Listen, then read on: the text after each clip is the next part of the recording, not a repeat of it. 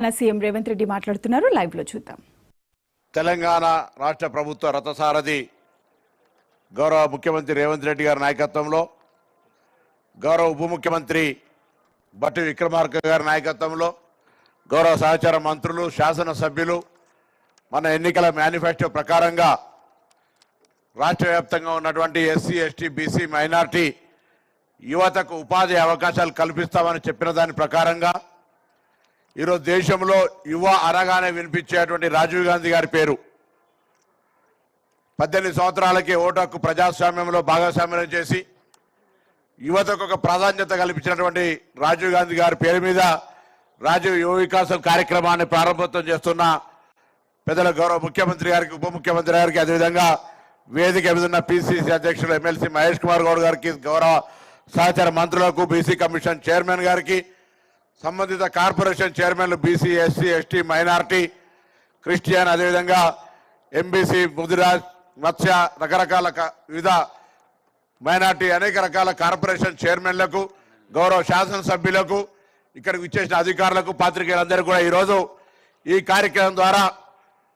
మరి ముఖ్యమంత్రి గారికి ప్రత్యేకించి ధన్యవాదాలు తెలియజేస్తా ఉన్నాను. ఎందుకంటే ముఖ్యమంత్రి గారు, ఉప ముఖ్యమంత్రి ఈ కార్యక్రమాన్ని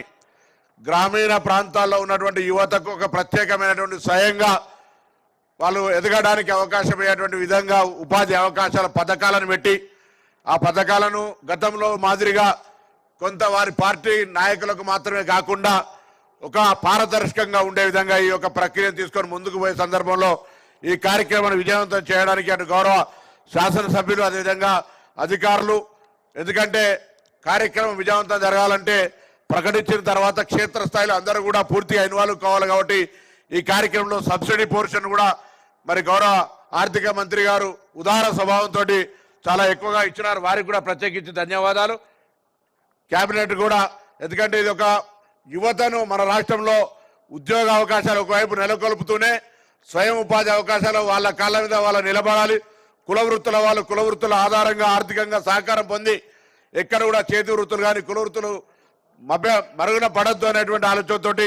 చదువుకొని వివిధ వృత్తి కోర్సుల్లో ఉన్నటువంటి వాళ్ళు కూడా ఈ యొక్క అవకాశాన్ని వినియోగించుకొని వాళ్ళందరూ కూడా మరి భవిష్యత్తులో ఈ తెలంగాణ అభివృద్ధిలో భాగస్వాములు కావాలన్న ఆలోచనతో ఈ కార్యక్రమం తీసుకున్నందుకు గౌరవ పెద్దలందరికీ ధన్యవాదాలు తెలియజేస్తూ ఇక్కడ విచ్చేసిన వారందరూ కూడా హృదయపూర్వకంగా కృతజ్ఞతలు. మరొకసారి ఈ కార్యక్రమం విజయవంతంగా, ఎందుకంటే లక్షలాది మంది యువతకు రాజీవ్ గాంధీ గారి పేరు మీద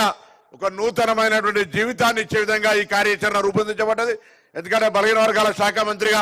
గౌరవ ఉప ముఖ్యమంత్రి గారితో సంబంధిత ప్రిన్సిపల్ సెక్రటరీతో సమావేశమైనప్పుడు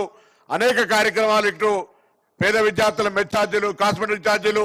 వారికి ఉండే అనేక సౌకర్యాలతో పాటుగా